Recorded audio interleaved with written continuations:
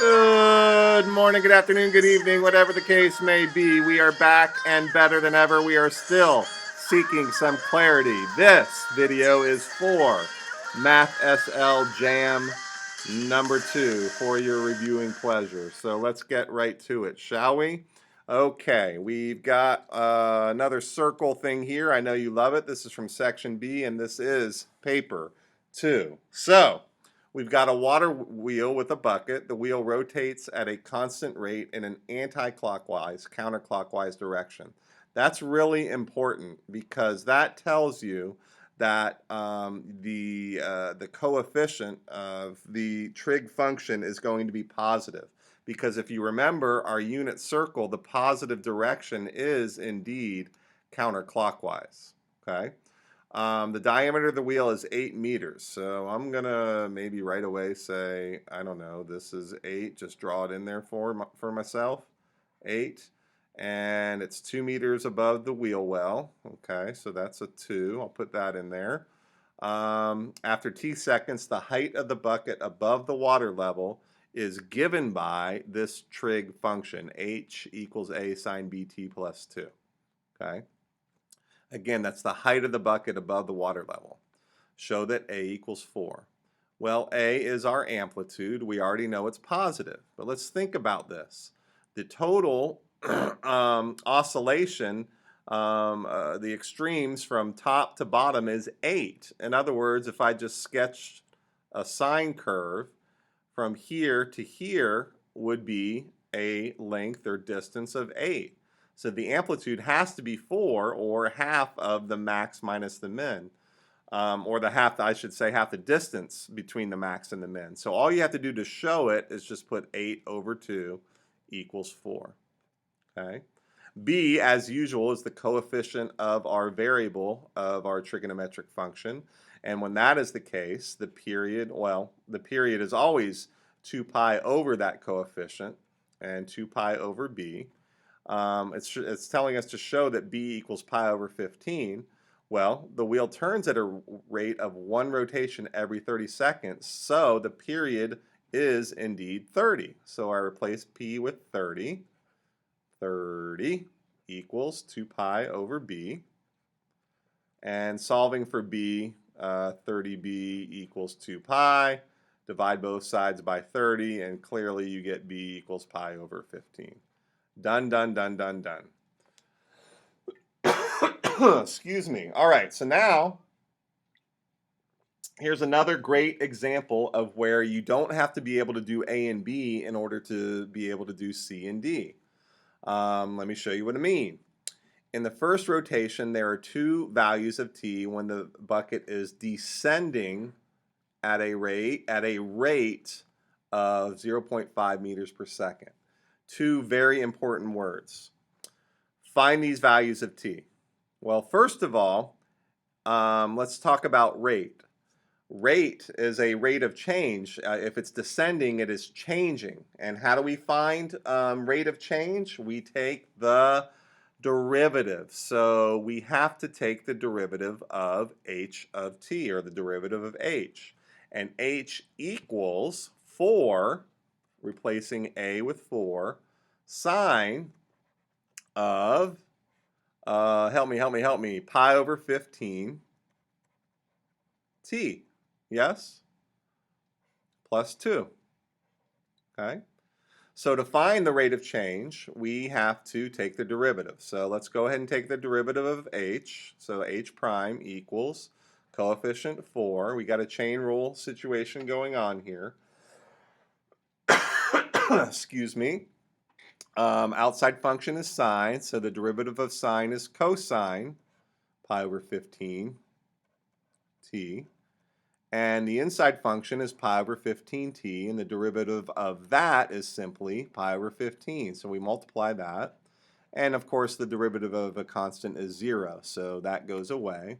And we simplify this, and we get 4 pi over 15, 4 times the pi over 15, times the cosine of pi over 15t. Okay? And we want to find the values of t when the bucket is descending at a rate of 0.5 meters per second. Descending tells us this is going to be negative. If it is descending, then the rate is negative. So it is negative 0.5. Okay, extremely important. So we go to our calculator and we are going to add a calculator page. Don't work in the scratch pad over here. Always work with documents. Add graphs. Okay, so first we're going to graph negative 0.5.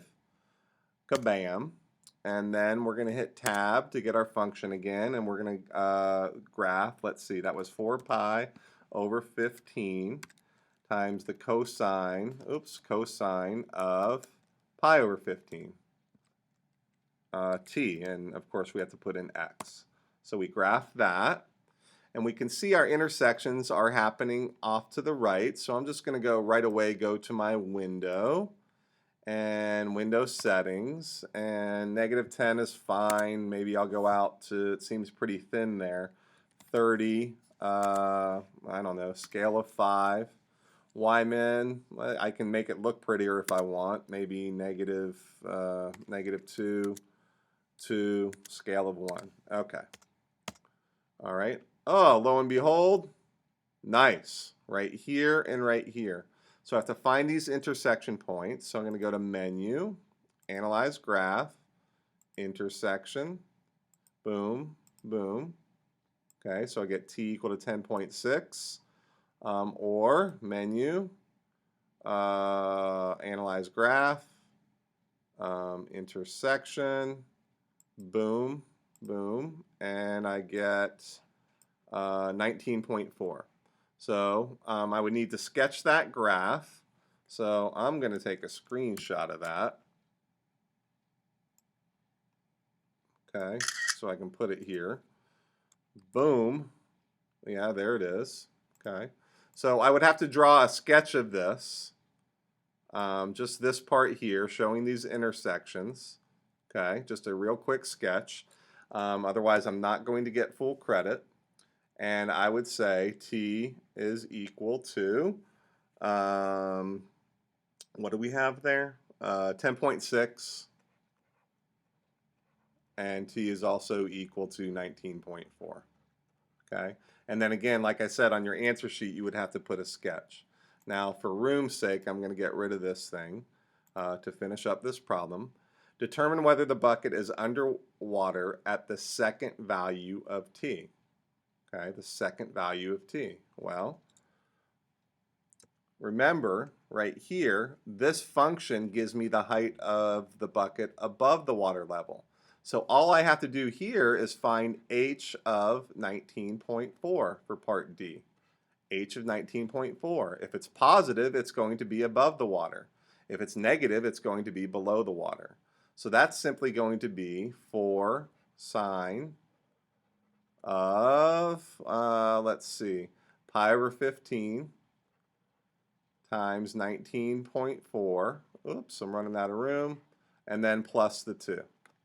And oh yeah, paper 2, baby. Nice. So go back to my calculator and I get, let me check one thing.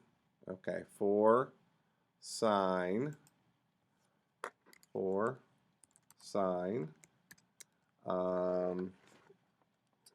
let's see, what was that? Pi over 15 times 19.4, and then let's see, plus 2. What do we get? We get a negative value, okay, and so we got to go back here, and we should say that that equals, approximately equal to negative 1.18, and then we would say, bucket is underwater, something like that. And you need to show that negative just so they know you're not guessing, because it's a fitty shot, right? It's either is or it is not. So you got to show some work to prove to them you know that you know what they're doing. I think that's negative 1.19 rounded to 3 sig figs. The important thing is that it's negative. All right, so That is it for MathSL Jam number 2. Let's check back in with Clarity, see how we're doing. Oh, very nice. I hope you enjoyed that, and we'll see you next time. I am out.